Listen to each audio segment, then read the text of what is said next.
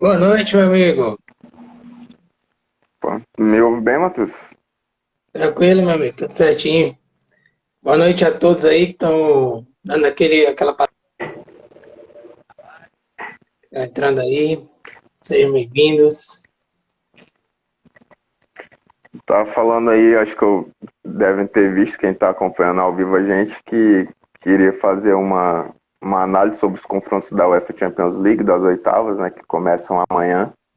A gente vai estar abordando cada jogo em específico, trazendo nossos pontos, fazendo as análises táticas, técnicas, quem é favorito. Enfim, vamos estar fazendo um apanhado bem bacana aí. Acho que alguns como o Matheus tem um compromisso daqui a pouco, a gente vai estar sendo bem breve aí, e até é bom que não fica tão cansativo, né, e tão longo. Mas é isso, a gente começa falando por qual jogo, Matheus?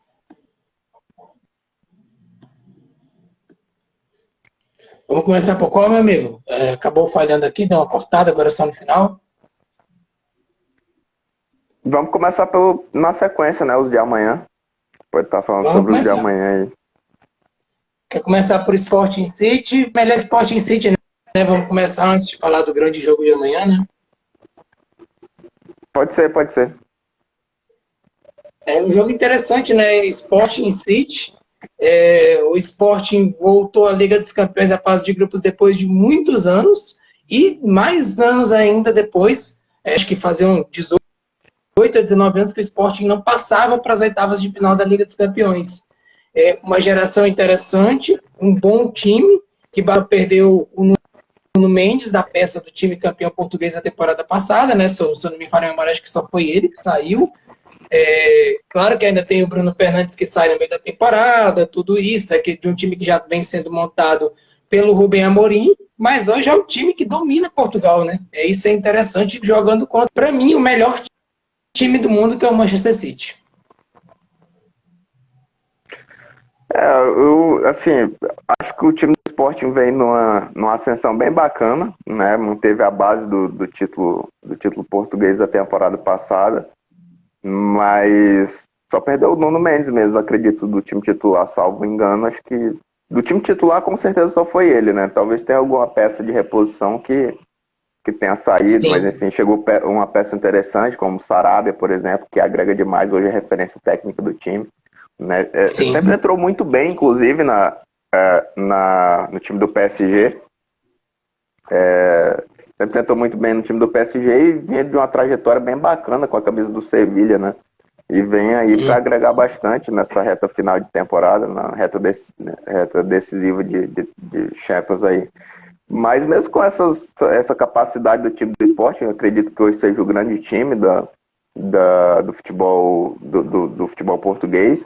Acho que gosto muito do Porto, também fizeram um clássico bem bacana na sexta-feira, 2-2 ali, com o Porto empatando no finalzinho do jogo, lá no Dragão. Isso mostra a força da equipe do Sporting. Mas a gente está falando do Manchester City, né? Acredito que mesmo o Sporting estando, né, nesse nível bacana aí, depois de muito tempo, um time que realmente é gostoso de assistir, mas fica muito difícil quando a comparação é com o Manchester City, né? Que hoje talvez seja o principal time do mundo hoje. Com certeza. É um desses jogos assim que você olha para as oitavas de finais da Champions, embora a gente saiba que o oitava sempre tem histórias, né? Especialmente nas últimas temporadas, né? Mesmo você analisando o Sporting jogando um bom futebol em Portugal, tendo partidas bacanas na Champions, fez bons jogos até mesmo contra o Ajax, mesmo tendo um deles tomado uma sapatada de 3-0, com mérito total do Ajax, fazendo um jogo bem concentrado.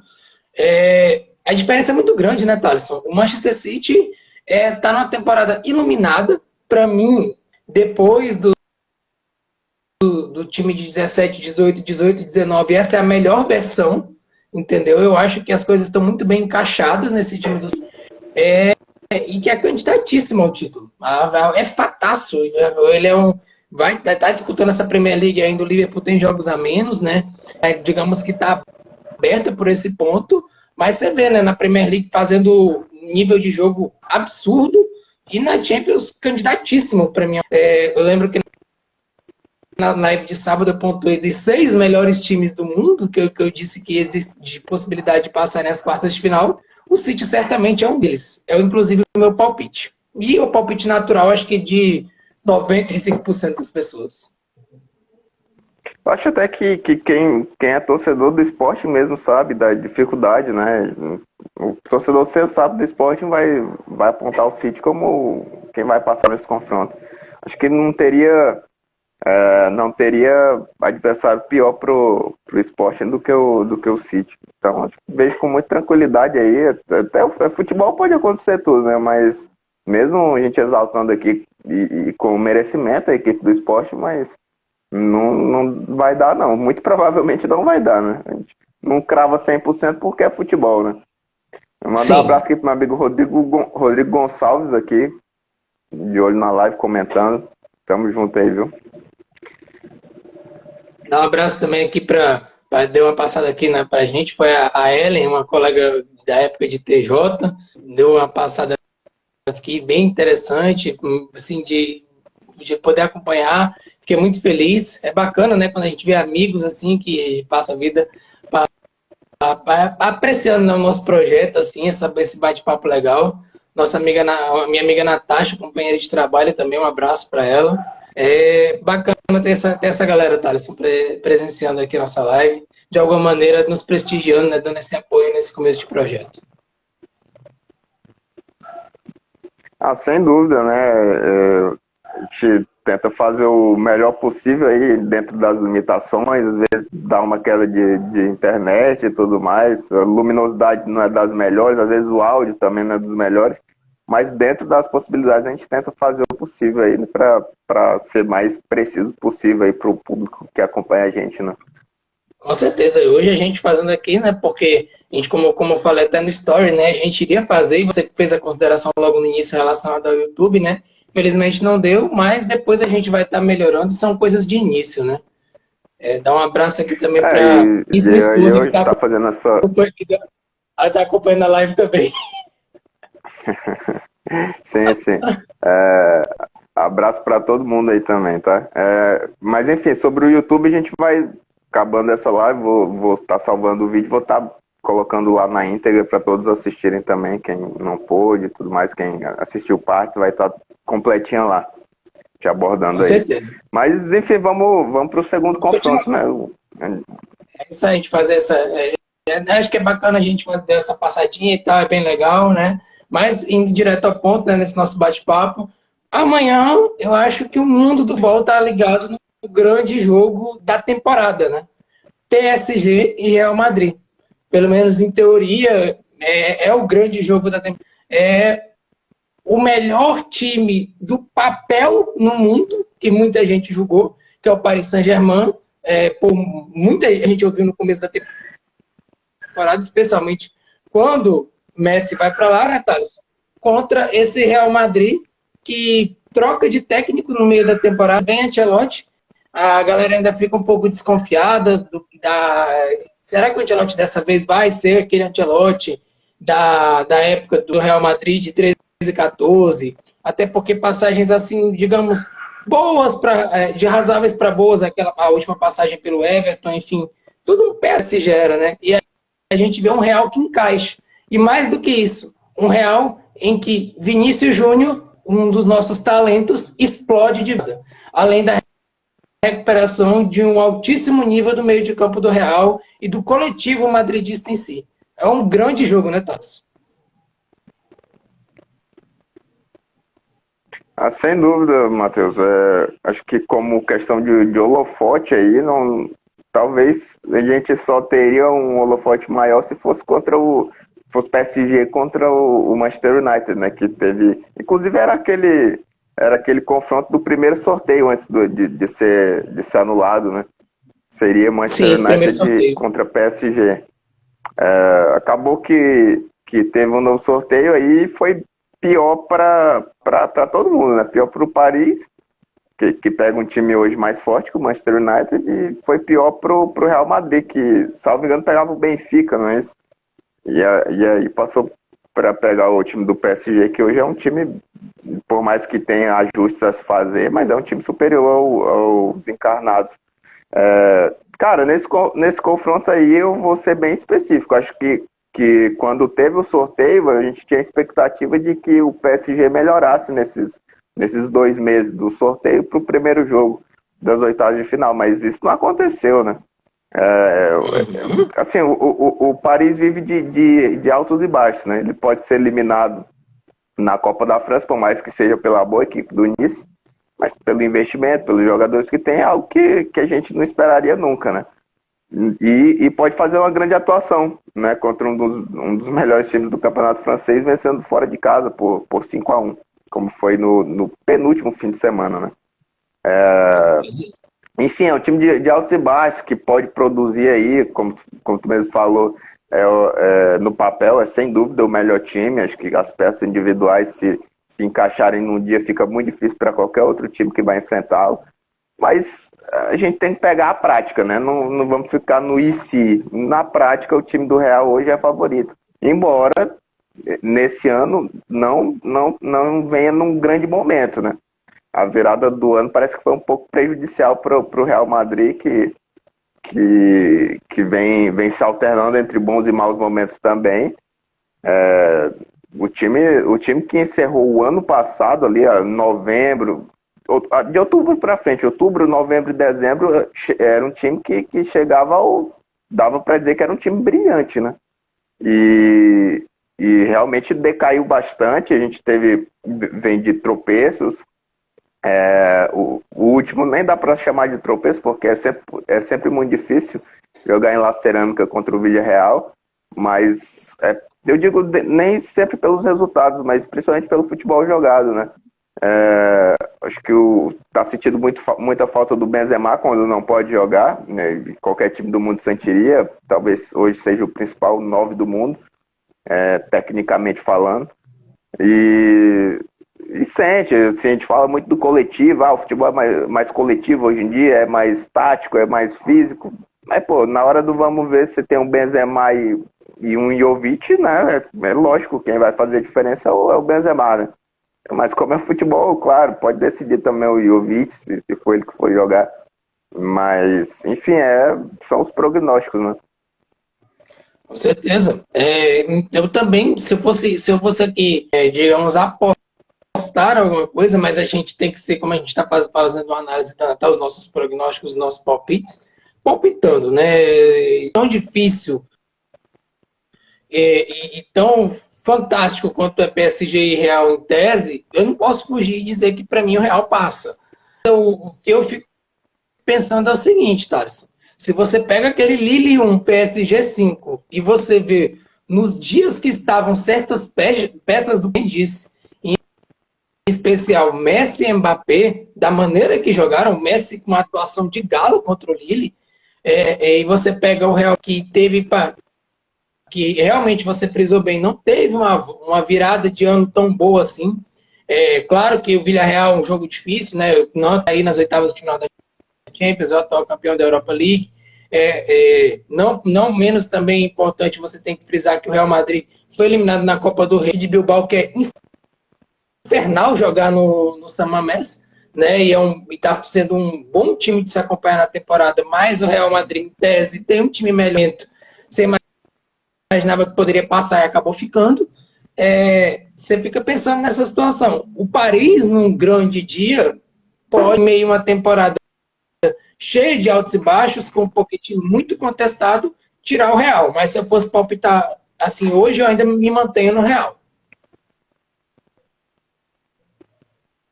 É claro que a gente aponta o favorito aqui, mas favoritismo não é dizer que vai ganhar o jogo. Nada. Futebol é o esporte talvez que tenha mais probabilidade de ter zebras aí, né? E acho que não seria uma zebra se o Paris Saint-Germain passasse do Real Madrid. Longe disso. A gente aponta o favorito aqui, mas sabendo da capacidade do time de Paris. Nunca dá para desprezar o Messi, Messi, Neymar e Mbappé. um jogo ruim que fez contra o Rennes, por exemplo, na última sexta-feira, nos acréscimos ali, o Messi acha um passe daquele por Mbappé, Mbappé dá daquele toque para tirar do goleiro e dar a vitória. Então, qualquer momento de deslize ali, você vai sofrer com esse trio e com o restante do time. Acho que não é nem só o trio, né? Time muito capacitado no meio, gosto muito do meio campo, gosto muito da zaga também, as laterais, dois caras que são sensacionais apoiando, tem seus problemas defensivos, mas apoiando são demais. Então é mais ou menos por aí. Eu acredito que passa o Real, mas assim, tem tudo para ser um confronto espetacular e se o Paris encaixar, fica muito difícil para o Real também. Bem aberto esse confronto. Sim, com certeza. Red Bull Salzburg e Bayern de Munique, né, dando continuidade logo aqui aos confrontos, né, vindo na quarta-feira, né, do dia 16, para lado, né, talvez o confronto menos badalado das oitavas seja esse, o do Red Bull contra o Bayern, mas um detalhe, por mais que talvez seja menos badalado, até pela disparidade técnica gigante, eu já adianto logo que, realmente, se eu falei 95% de chances City com Sporting, você mais além, tá, Thaleson? Bayern e Red Bull. 98% para 99% de Bayern contra o Red Bull. Porque, por mais que o Salzburg seja disparado o melhor time da Áustria, a gente sabe que eles revelaram aí grandes jogadores o último time, com Haaland, Daka, Zobolai, toda essa galera, o Moepo que está no Brighton, todos eles que saíram estavam no Red Bull Salzburg, e é um time que tem, por exemplo, o Adeyemi, que é jogador de seleção alemã, que fez uma Champions fantástica na primeira fase. É muito grande a diferença, né? Se Sporting City a gente já viu uma diferença gritante, Salzburg e Bayern é cruel. Aí a gente está falando de times do mesmo patamar, mais ou menos, né? Sporting Salzburg, Bayern e City. Está ali na mesma prateleira. Você pode colocar o Sporting é mais time. Eu achei um pouco melhor o Sporting, realmente. Mas o Salzburg tem muita qualidade também, né? E City é igual City e Bayern também. Você pode escolher.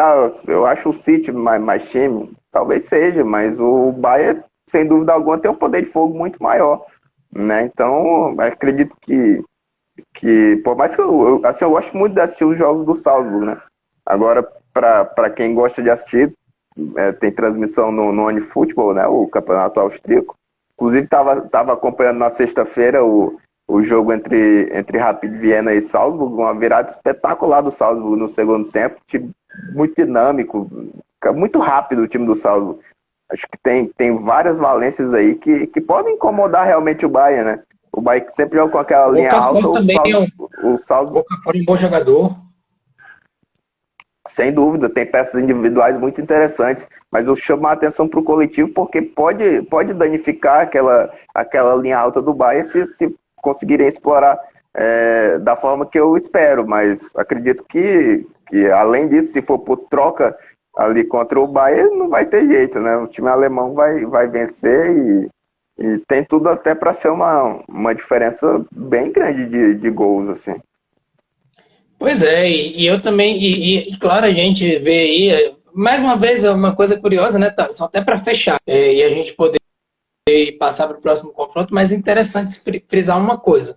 Quando o Bayern perdeu agora para o Bochum, 4-2 no último sábado, grande partida da equipe alemã, do Bochum, né, contra o Bayern, tem que dar todos os méritos, elogiar, porque jogaram muito, mas tem que se levar em consideração que perdeu para o Bochum, todo aquele alarmismo, se o Bayern poderia ter algum tipo de dificuldade, eu não acho que seja esse o caminho, porque o Bochum foi muito na estratégia do que você falou, além de que eles fazem uma temporada boa lá na Bundesliga, fazem bons jogos contra os times mais fortes. E nos jogos da Bundesliga que eu acompanhei, alguns jogos eles bateram de frente com os grandes do campeonato alemão. Não por acaso agora ganharam do melhor. Então, eu acho que isso tem que ser levado em consideração. É algo que até para o Salzburg ver como ponto positivo, mas o amplo favoritismo do Bayern, para mim, é inconteste, né? Ainda mais quando você pega, por exemplo, a temporada que o Sané está fazendo. O Sané fazendo aquilo que a gente viu ele fazer no City. Depois de uma primeira temporada um pouco difícil, meio que de adaptação, no Bayern, assim como o Gnabry e o Leva nem se fala, né? Dispensando comentários. O time do Julian Nagelsmann é...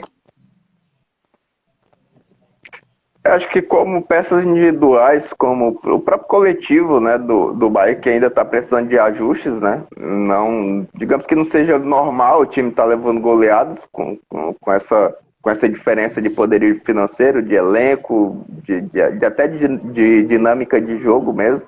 Tem talvez acho que certamente o melhor treinador do futebol alemão hoje em dia. E a gente já viu isso acontecer também contra o Mönchengladbach na Copa da Alemanha, né? Um 5-0 que poderia ter sido até mais, né? Se o Salzburg quiser se apegar a algo, essa inconstância do time do Bayern que às vezes aparece, que pode ser algo ali para o Salzburg explorar. É claro que você vai olhar taticamente, tem como? Tem como. Se você conseguir impor velocidade pelos lados, você vai conseguir agredir o time do Bayern, porque joga com a linha muito alta.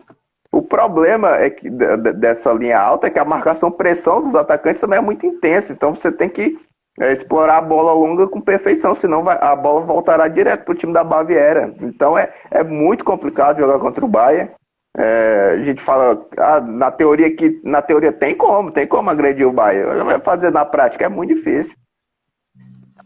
Com certeza. Isso é um fato, e você observa esse tipo de coisa. O time e o Salzburg eu acho que se você frisou muito bem, né? Pegando até o jogo contra o Rapid Viena, antes de falar, eu vi, né, os melhores. O Okafor faz um gol espetacular no final do jogo, né, e tudo mais. Você observa isso. Se você parar para pensar, o Salzburg tem duas flechas, digamos assim. As esperanças deles mesmo são os dois destaques individuais. O ADMI, que, como eu frisei aqui, já é um jogador de seleção alemã, foi um dos grandes nomes da fase de grupos da Champions, e o Okafor, né, se consolidando em um time que me surpreendeu como ele, de uma maneira, Thalisson, que até me agradou mais do que na temporada passada, que a gente via no começo da temporada,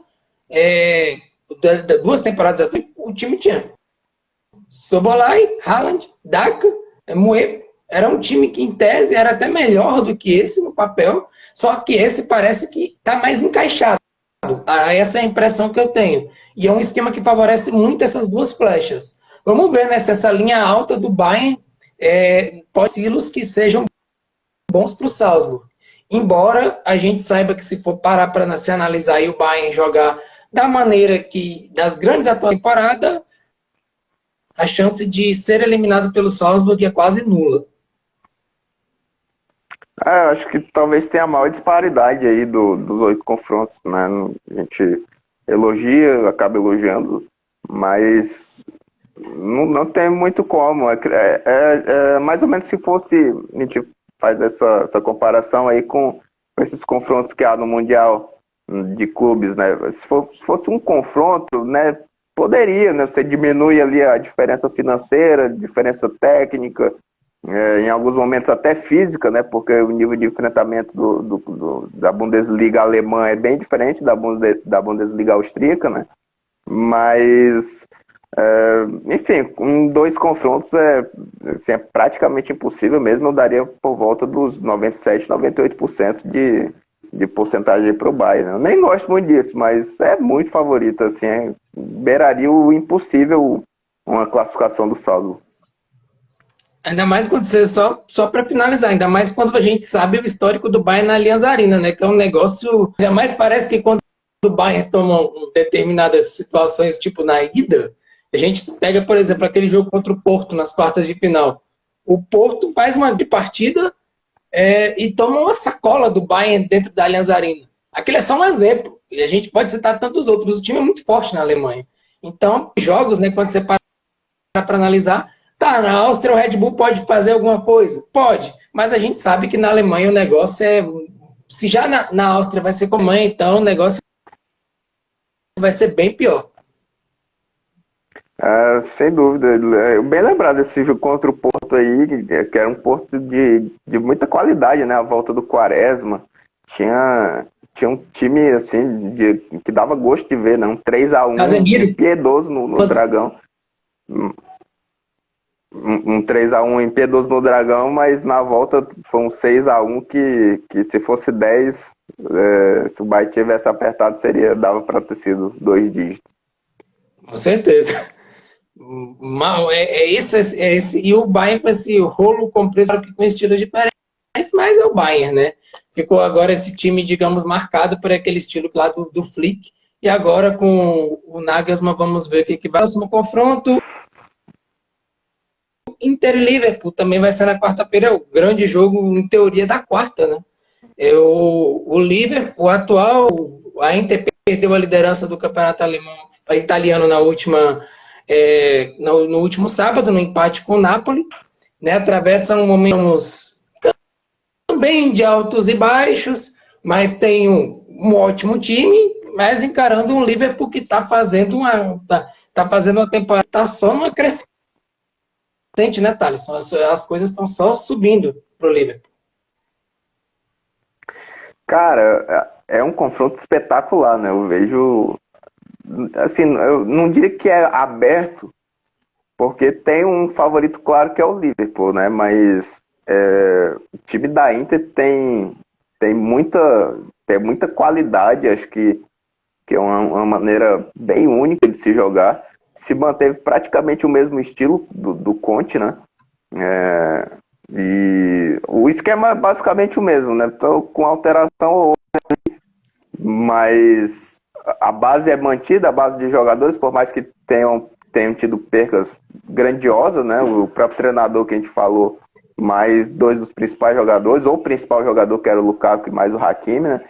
Mas dentro do possível, o time foi às compras e pôde reforçar, assim, dentro do possível, né?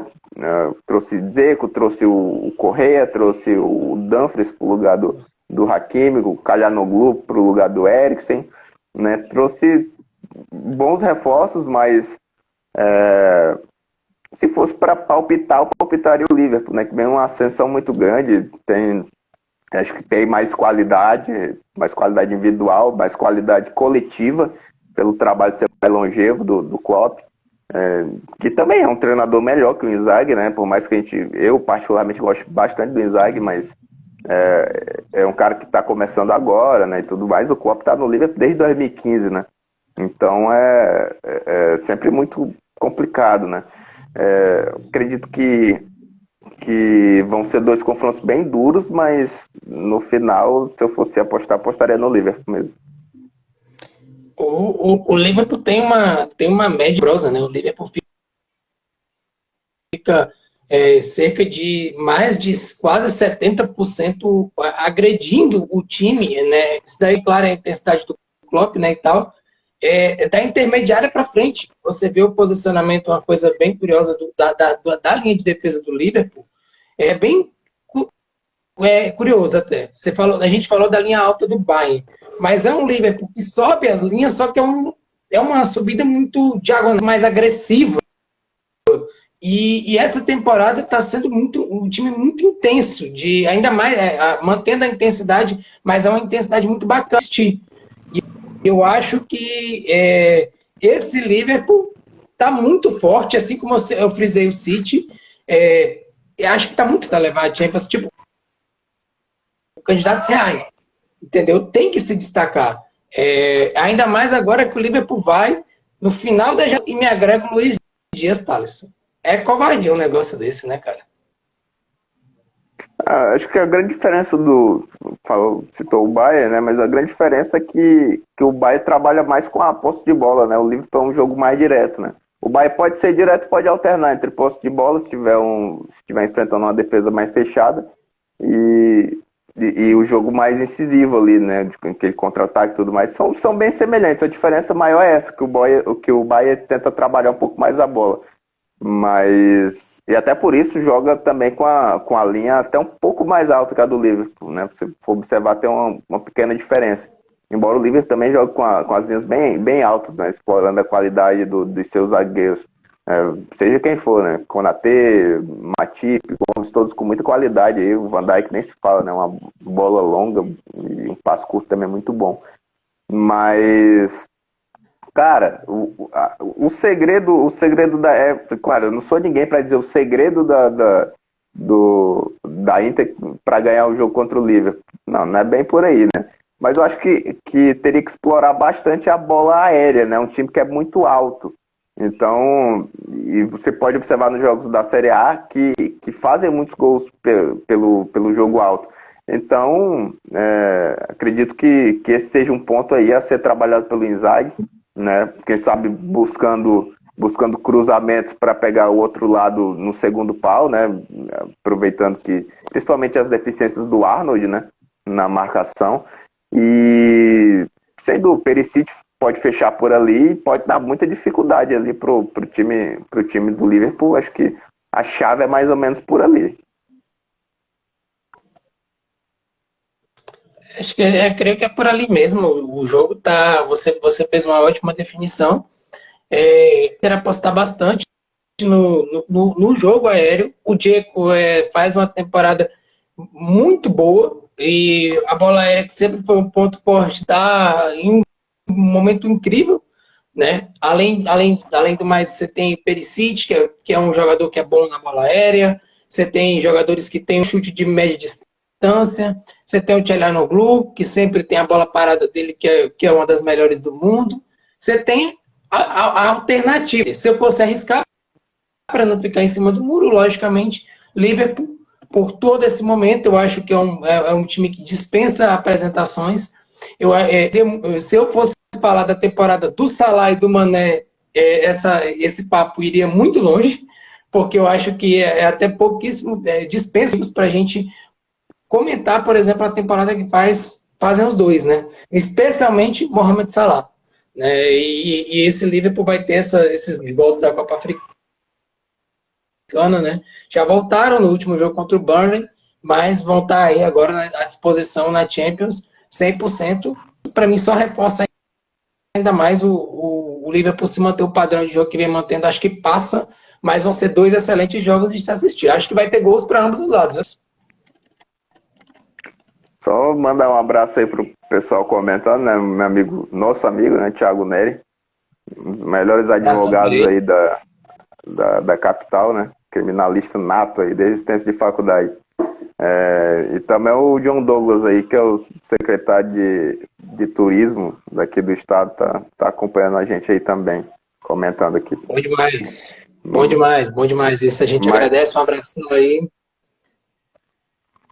Só voltando para fechar sobre esse confronto, acredito que o Jota, né, a gente tem que falar sobre ele, é uma temporada magnífica, desde a temporada passada, quando ele chegou, né, e até Sim. Por isso o Firmino tá no banco, e enfim, todo mundo sabe a admiração que o Klopp tem pelo Firmino, por esse estilo quase que único dele jogar, mas o Diogo Jota meteu o pé na porta, na janela, né, como queiram, e entrou. Acho que não tem, hoje é um cara que não dá para se discutir no time titular do Liverpool. O Manel, eu acredito que nem venha em uma de suas melhores temporadas. Acho que ele é uma referência técnica absurda, isso sem dúvida. Mas a gente for pegar outras temporadas aí, a do título inglês, por exemplo, ele foi um absurdo. As duas que o time chegou na final da Champions também. Então a gente vê uma diferença, mas mesmo assim é um jogador de primeira linha, sem dúvida. E digamos que ele não esteja nos seus melhores dias, hoje o time tem um substituto que é um espetáculo, que é o Luiz Dias, né? Foi muito bem no mercado e, enfim, acho que o Liverpool se vai olhar as escalações, se for fazer um mano a mano ali, não parei para fazer ainda, mas eu acredito que daria uma diferença bem grande, né? Embora a Inter tenha jogadores de extrema qualidade, mas o Liverpool, assim, hoje um dos... Eu sempre falei, no meu top 3. Meu top 3 hoje tem o Liverpool também, nos times do mundo. Inclusive, para finalizar aqui, para não ficar em cima do muro, pessoal, até comentaram para mim, quem é teu top 3? Perguntando, falou que o Chelsea tá no teu top 3 e tal. Digo, são os 3 ingleses. Para mim, hoje o Bayern tá fora, o Real tá fora, enfim. São grandes times, é claro, podem, esse top 3 aí pode ser alternado sem problema nenhum. Mas hoje eu colocaria os três ingleses. Isso não é nenhum absurdo, não é nenhum absurdo. No top, eu falei na live passada de top 6, 3 dos 6 é notório que eu inclusive 3 dos 6 mais o Real. Outro eu vou falar ainda durante a live, mas esses 3 ingleses com certeza estão entre os melhores do mundo, não é indiscutível, entendeu? Você vê o Liverpool jogar, temporada fantástica de muitos nomes, citei alguns, o Salah fantástico, o Mané, para mim, tem me agradado muito. É evidente que você pontuou muito bem, ele não está tão absurdo quanto, digamos, há 2 temporadas atrás, mas ainda assim, e só pontuaria mais o Arnold, né? O Arnold com o número de assistências que já era muito absurdo, essa temporada está bem elevado, né? Está entre os melhores, mas agora, se eu não me engano, acho que é o 2º ou 3º assistente da Premier League, e é um cara que está fazendo a diferença, né? A gente vê, por exemplo, né, uma atuação de gala. Se isso se repetir amanhã, a Inter vai ter muito problema, né? E amanhã é um duelo em tese interessante, né? Arnold e Perisic. Se o Perisic for jogar ali na cobertura, vai ser um duelo complicado pro croata. Exatamente. A Inter também foi bem no mercado, né? Buscando o Gosens, né? Que talvez a longo prazo possa até roubar essa vaga do Perisic, né? Por conhecer mais a posição, em vez de... Embora o Perisic trabalhe muito bem com a perna esquerda também, né? Mas a tendência é sempre ali pelo meio, né? Se você quiser abrir o campo, se você quiser abrir o campo pegando adversários que mais fechados e tudo mais, fazer a amplitude, né? Como gostam de dizer, acho que o Gosens seria uma opção bem viável e um cara que apoia super bem, enfim, a gente viu na Euro, né? Um jogo do que ele pode fazer, né? Aquele jogo contra Portugal, que ele foi um absurdo, atuações de lateral barra ala. Foi provavelmente uma das 3 melhores que eu vi, né? Eu tô gostando de top 3, mas é isso. Acho que foi ali no altíssimo nível que foi um absurdo aquela atuação dele na Euro. Mas, enfim, a gente vê muita coisa que a Inter pode fazer para tentar inviabilizar os melhores pontos do Liverpool. Eu acredito que o Liverpool realmente seja favorito, isso tá perceptível para todos que vão assistir, mas futebol é futebol, né? Acho que a Inter tem um grande time também e talvez possa passar, né? Acho que o jogo é jogado, né? O favorito é o Liverpool, sem dúvida. Com certeza. Esse é um jogo, assim como Paris e Real, ficou bem visível, acho que para quem está acompanhando aqui, que a gente poderia fazer uma análise bem mais... Como a gente está passando aqui e tudo mais, talvez no pós-jogo, né, Thales, a gente possa fazer essa análise mais... Ter passado esses primeiros jogos, quando a gente fala uma nova gravação, uma nova live, eu acho que eu sugiro, né, que a gente faça... Vamos passar pelos jogos, mas esses jogos em especial, que a gente observou aqui, 2 jogos muito bons para se debater, né? Até porque o Liverpool e Inter está muito visível que a Inter tem várias alternativas táticas. Vamos ver como é que o Simone é o time, né? Para esse grande duelo. Então vamos esperar o jogo da quarta-feira para já ter um prognóstico de como vai ser. Ainda mais que tem o fator casa, né? Querendo ou não, a esperançazinha aí é o fator casa também. Sem dúvida, né? Acho que o San Siro lotado em noites europeias é sempre muito interessante, né? Porque até por questões nostálgicas mesmo, pelo menos para mim, né? Mas, cara, a Inter tem um poder de fogo muito grande, né? Você vai falar... Porque aquela coisa do futebol italiano ser retranqueiro já ficou do passado há muito tempo, né? Cada vez mais você vai olhar a média de gols do campeonato italiano. É um absurdo, cara. É um absurdo. Sim. Times muito ofensivos, a Inter é um deles. O próprio Milan, cara, faz gol aqui, leva lá. Enfim, a Atalanta. Vários e vários times muito ofensivos. A própria Roma, né, que vem sofrendo por levar muitos gols, né? Mas também faz, então sem dúvida são times bem ofensivos e a Inter hoje é o principal time da Itália, né? Acho que pode chegar lá e fazer muito bonito frente ao Liverpool, sim.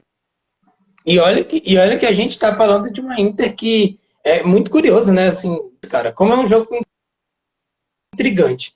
A Inter, eu falei no início, de alguns altos e baixos, porque, por exemplo, o começo de temporada da Inter não é bom na Itália, um pouco irregular, depois o time dá uma crescente, aí agora está nessa consolidadíssimo, né? Fazendo o que se espera, brigando pelo título. É um time que você pega no papel da temporada passada, Thaleson, talvez o da temporada passada fosse muito melhor da gente. Se fosse, por exemplo, aquele time da passada com melhoramento de algumas peças, mas como, por exemplo, um Lukaku ainda na equipe à disposição, um Hakimi, a gente poderia estar falando de talvez mais equilibrado da Champions nessas oitavas. Mas a Inter, curiosamente, aquele time, infelizmente, na Champions não conseguiu sequer a League, né? Coisas do futebol. Sem dúvida, né? Acho que um exemplo que eu sempre dou da diferença que é jogar o Campeonato Nacional a jogar a Champions é daquele Borussia Dortmund da temporada 11-12, que foi eliminado na primeira fase, num grupo que tinha Olympiacos, que tinha, salvo engano, Olympique de Marseille e Porto. Eu não vou lembrar se são esses 4 times, mas acredito que seja. Pelo menos 3 eu tenho certeza que são. Era esse o grupo. Então, ele foi eliminado nesse grupo e no ano seguinte foi bater a final da Champions. E poderia ter vencido o Bayern, né? A gente sabe como é que foi a ausência do Götze, que fez muita falta, mas, enfim, é diferente, sem dúvida. E a Inter está aprendendo novamente a jogar essa competição, na qual já ganhou 3 vezes, né? Pois é. E prosseguindo agora, né, para os nossos confrontos, Chelsea e Lille vai ser semana que vem, na próxima terça. É um confronto Matheus, que só para... porque não sei como é que tá teus compromissos aí. Caso tu queira, a gente pode fazer esses 4 na próxima semana. Não sei. pode, não, mas por enquanto tá tranquilo. Eu acho que a gente consegue abordar aqui. Ah, então tranquilo. Eu tô de boa também. Eu tô tranquilo também. Por enquanto tá tudo certo. Acho que dá pra gente fazer essa abordagem. Acho que é bem legal a gente aproveitar essa análise do todo. Semana que vem a gente pontua, a gente pode pontuar agora primeiro essa semana sobre esses primeiros 4 jogos. Semana que vem voltar a falar dos próximos. Eles já tendo acontecido, mas eu acho que dá pra gente fazer uma passada tranquila, sem problemas. Chelsea Lille, né? Semana que vem, o campeão da Champions é atual campeão do mundo, pegando um Lille que está mal no campeonato francês, mas que na Champions, particularmente, fez jogos bem convincentes. Então, além de, claro, sempre ser um time que tem lá seus talentos, né? Um time que tem o Jonathan David, particularmente, que é um jogador que eu gosto, não dá para desprezar, não, entendeu? Além de alguns outros talentos individuais. Mas é o Chelsea, né? Um dos melhores times do mundo. Jogo interessante, eu diria. Sem dúvida, acredito que o Chelsea seja bem favorito. Eu até falei sobre o favoritismo do Bayern ser o maior, né? Contra o Salzburg, mas esse talvez seja o segundo maior, né? Por mais que City e Sporting tenha diferença bem grande também, mas esse Chelsea Lille, acredito que a diferença é abissal. Acho que o Lille... Eu até falei, né, da goleada do PSG, sobre um dos melhores times da França. O problema, e de fato é um dos melhores times da França, mas é muito irregular, né? É muito irregular e infelizmente, porque acho que poderia muito mais esse time. Mas é isso, virar a chavinha nas competições de mata-mata, né? Porque quem sabe o que esse time pode fazer? Pode incomodar sim o Chelsea, sem dúvida alguma. Mas eu não vejo muitas possibilidades, não. E o Lille deu tanto azar, né, que teve 2 sorteios e pegou o Chelsea nos 2, né? Então, talvez seja o destino do time francês ser eliminado pelo atual campeão. Com certeza, o momento do Lille não é bom. Eu gosto das peças do time. Como eu te falei, eu sou fã do Jonathan David. Para mim é um jogador que, inclusive, eu acho que dessa temporada não passa no Lille. É um excelente jogador. Além de outras peças que o time tem, é um time que tem revelado bons jogadores, mas faz uma temporada francesa, 10º colocado. Como eu falei, eu frisei a questão de que o Lille, que na Champions tem jogado melhor, e não por acaso, porque é simplesmente o Sevilha no grupo, né? E o Sevilha, que é vice-líder da La Liga e que tem um ótimo time, foi eliminado por esse, né?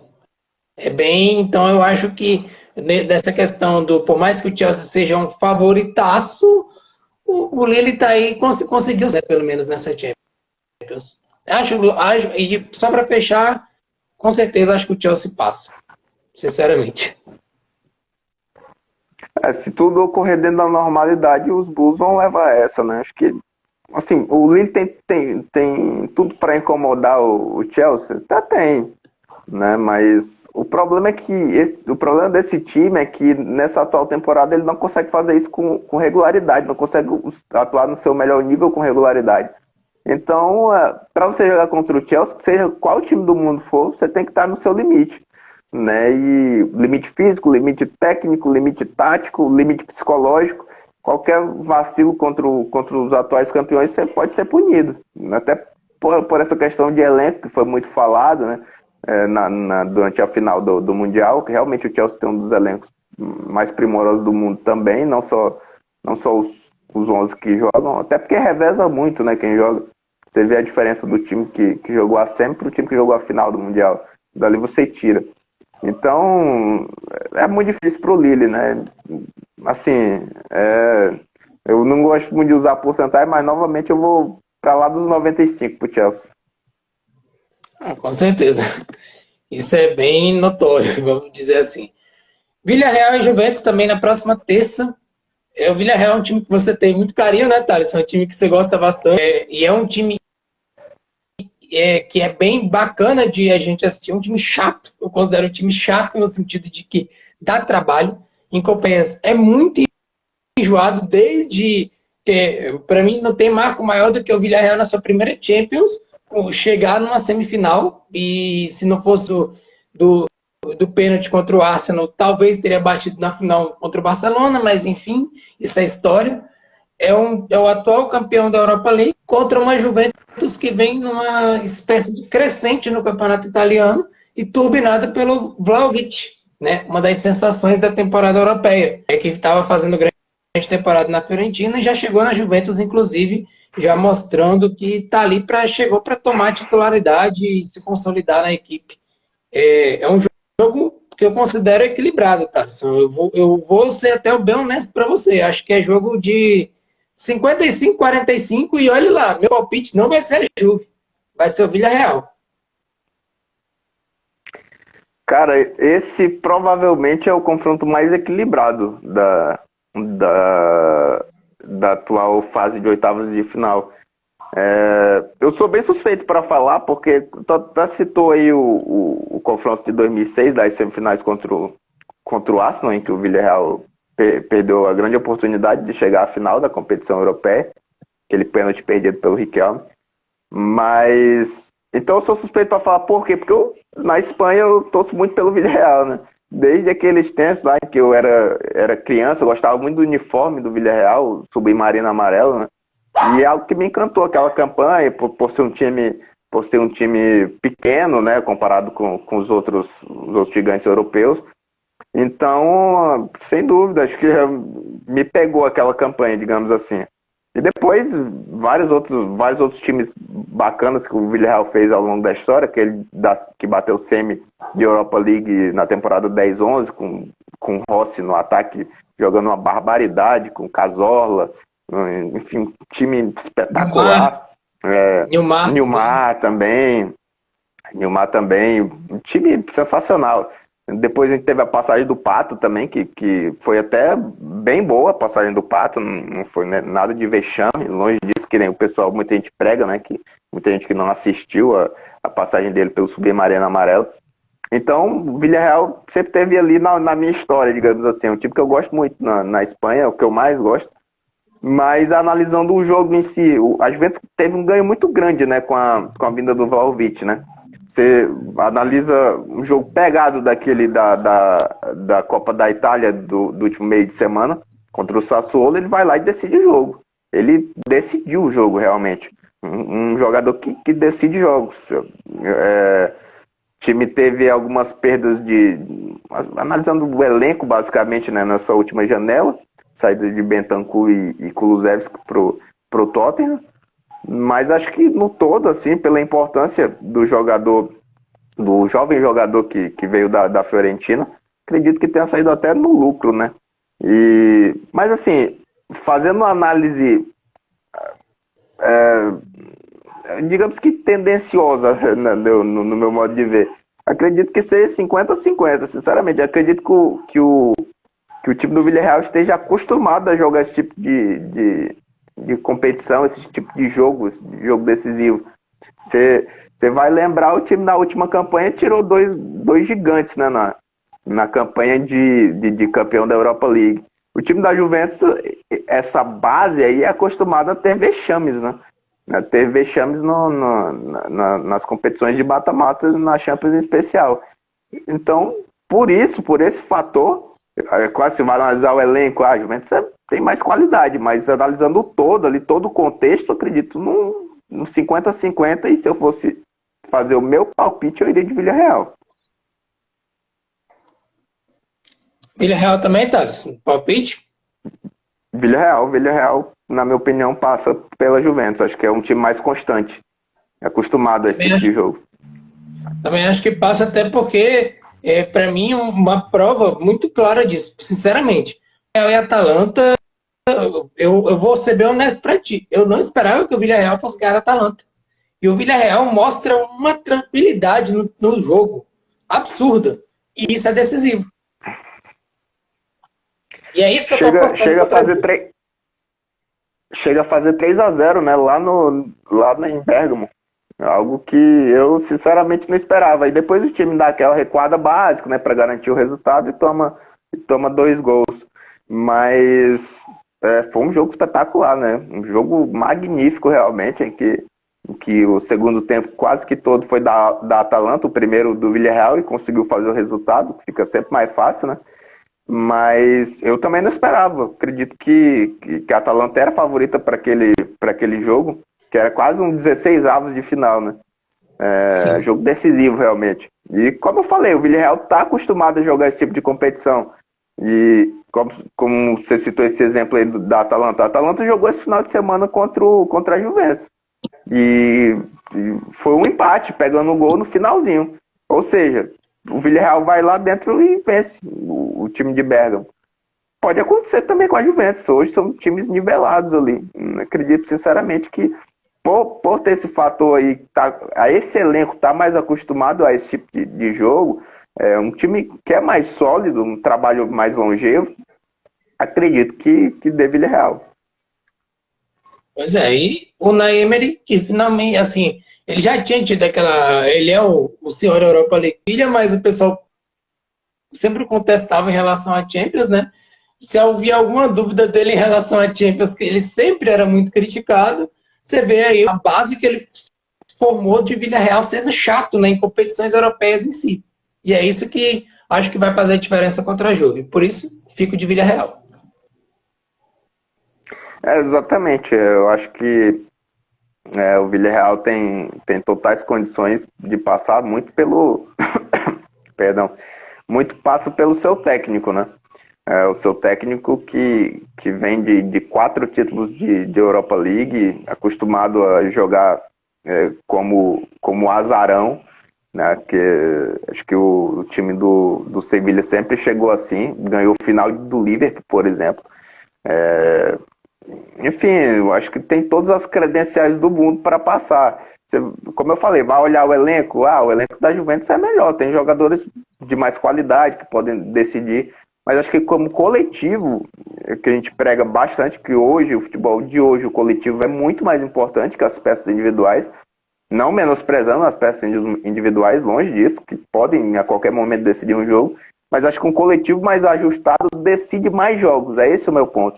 E hoje o Villarreal é um time mais ajeitado que a Juventus. Concordo plenamente. Então, não tenho nem muitas considerações a mais a fazer. A gente já fez o suficiente nesse jogo. Para fechar, duas partidas muito boas, né? Vou deixar essa daqui por último, mas eu quero falar de Ajax e Benfica agora. Esse sim, eu aceito, eu respeito muito bem, até pela qualidade de times de outras ligas, mas o meu top 6 que eu falei dos top 6 de times europeus, o sexto time, Thaleson, por incrível que pareça, para mim é o Ajax. E isso que é o meu palpite em Ajax e Benfica. É um jogo muito interessante.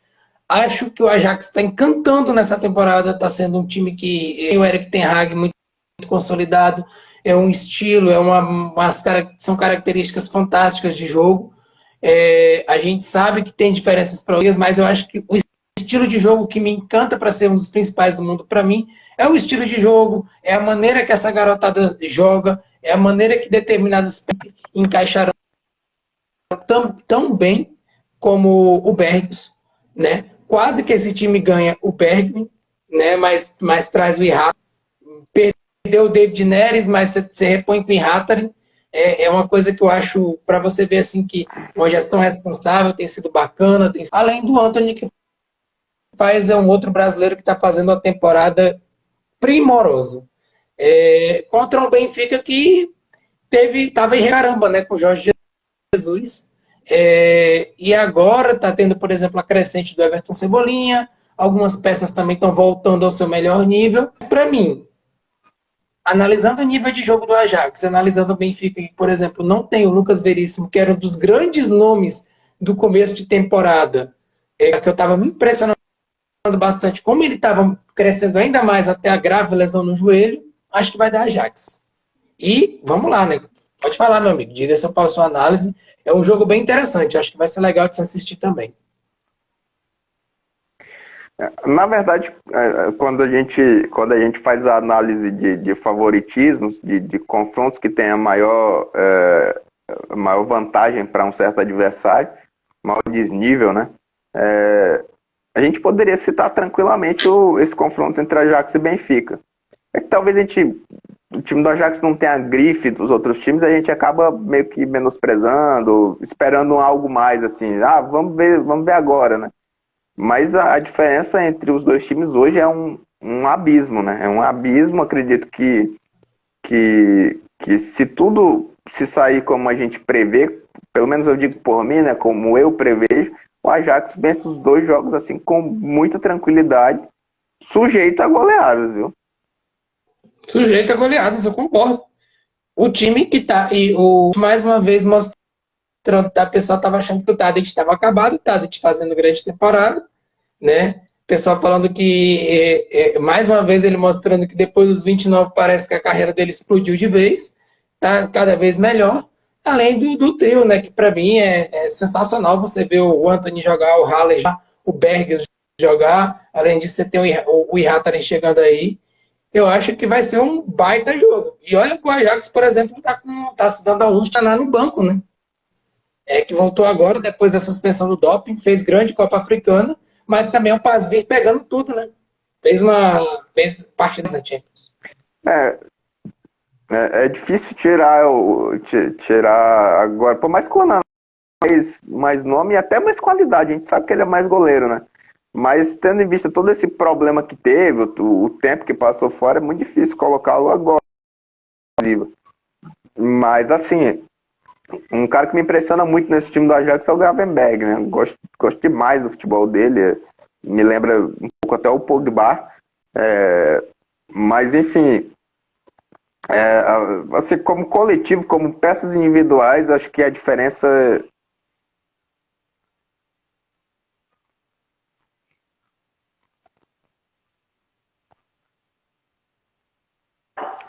Pequeno problema, Matheus. Saiu aqui, vou mandar o convite novamente.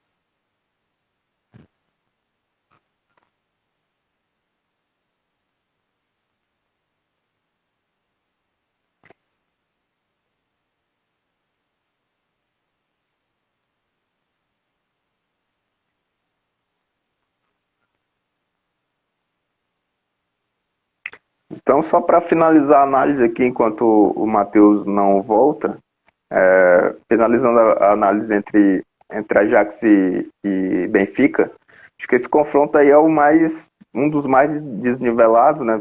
Tanto como coletivo, quanto como peça individual. As peças do Ajax hoje decidem jogos, e as do Benfica nem tanto, né? Você vê vários e vários problemas do time encarnado jogando contra pequenos, né, do futebol português. Então é sempre muito, muito complicado fazer essa análise aí. É muita diferença realmente dos dois times. Faltando um confronto aí que eu vou dar uma olhada só um momento enquanto o Matheus não volta. Faltando Manchester United e Atlético de Madrid.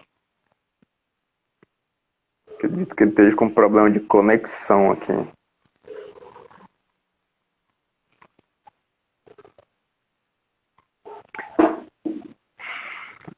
Bom, então só para não ficar faltando um confronto, eu vou finalizar aqui.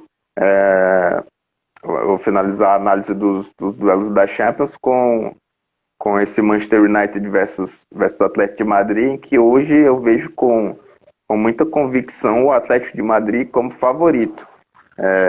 Não vem jogando realmente um grande futebol, mas acredito que por mais que não venha jogando esse grande futebol, a equipe do United é um time muito bagunçado, né? Que até vem de bons momentos, de bons 20 minutos, de bons 30 minutos numa partida, de bom tempo, mas é um time muito inconstante. O Atlético de Madrid também é, mas é um time muito mais sólido, com um treinador que conhece o elenco, tem muito mais tempo de casa, acostumado a jogar esse tipo de confronto. E por mais que você vá discutir, o United tem mais qualidade individual, acho que tem. Acho que o Atlético de Madrid tem muita qualidade individual, mas o Manchester tem até um pouco mais. Mas não é essa diferença toda também não, né? O Atlético de Madrid hoje tem muita grana, faz super contratações, tem grandes jogadores, mas assim, eu acho que a grande diferença mesmo a favor do time madridista são as peças, são o coletivo do time, né? O seu treinador, que hoje, por mais que tenha muitas críticas a ele, o Simeone é um dos melhores treinadores do mundo, né? Enquanto o Rangnick, que está começando agora, né? Já teve bons papéis aí como diretor, como homem forte do Leipzig e tudo mais. Agora, como treinador, a gente vê ainda que é uma incógnita, né? Suas ideias são muito boas, né? Mas na prática a gente não está vendo ainda. É claro que isso fica muito, muito limitado aos primeiros jogos que ele fez, né? Que não foram bons. E a visão média do brasileiro, né? Fazendo análise de técnicos, é isso, né? Se você não começa bem, não presta, né? Lembrando que o Ferguson lá no United, quando assumiu, precisou de 7 anos para ser campeão, né? Já pensou se o pessoal demite o Ferguson nesses 7 anos sem título? A gente não teria hoje um dos maiores da história, né? Enfim, o Atlético de Madrid vejo como favorito, né? Não é uma diferença abissal, porque o Atlético de Madrid também não vem num bom momento, né? É um time que leva mais gols do que o habitual, mas que faz mais gols também do que vinha fazendo nas últimas temporadas, né? Aquele Atlético da retranca e tudo mais, que sempre ficava esperando um adversário para agir no contra-ataque, não existe mais. É um time que não frisa ter a posse de bola sempre que pode, porque tem outra dinâmica de jogo, mas não é a da retranca e tudo mais, né? Acho que isso aí é coisa do passado. O Simeone tenta fazer de outra forma, que talvez ele tenha suas deficiências, né, nesse método de atacar, mas sem dúvida, para mim, entra como favorito. É claro que o United tem peças individuais e tem um treinador muito inteligente, acredito eu, que não está sabendo lidar ou colocar sua parte teórica em campo, mas acho que não tem muita dúvida não de que o Atlético hoje entra como favorito. Então é isso, né? A gente fez um apanhado aqui, o Matheus, infelizmente, na análise do 7º jogo, deu um problema, acredito eu, que de internet, mas consegui terminar o confronto entre Ajax e Benfica e também fiz o apanhado aqui do último jogo que faltava, que era Atlético de Madrid e Bayern, né? Perdão, Atlético de Madrid e Manchester United, com um dos confrontos mais aguardados aí, né? Mas é isso, galera. Quem estiver acompanhando ainda aí, a gente vai estar sempre fazendo essas análises de futebol, dos esportes em geral, né? Tenho que fazer inclusive, da NBA, né, sobre essa janela de transferências. Vou fazer em breve ainda essa semana. Harden indo pro Philadelphia 76ers, o Porzingis indo pro Washington Wizards. Um mercado agitadíssimo aí, né? Com Schroeder indo pro Houston Rockets, Haliburton saindo do Sacramento Kings e indo pro Indiana, né? Indiana Pacers na troca com os Sabonis. Enfim, a gente vai fazer um vídeo aí também sobre a NBA, espero que acompanhem. Sigam lá o canal Em Pauta Esportes, tá lá na minha descrição, o arroba. O link dos vídeos já postados no canal do YouTube também tá lá. Então é isso, acompanhem e a gente vai ficando por aqui dessa vez. Valeu pela audiência, galera. Tamo junto.